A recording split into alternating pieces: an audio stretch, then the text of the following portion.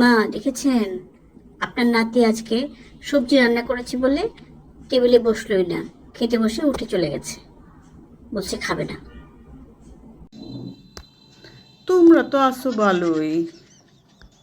আজকালকার পোলাপাইন সবজি না খাইতে চাইলে বাপ মায় দেয় হাজার হাজার option. Noodles, pizza, burger, chicken fry, pasta, আরও কিতা কিতা আছে জানিও তো না, আল্লাহ জানে। আর তারপরেও তারা খায় না। আর আমরা সময় অপশনই আসছিল দুইটা,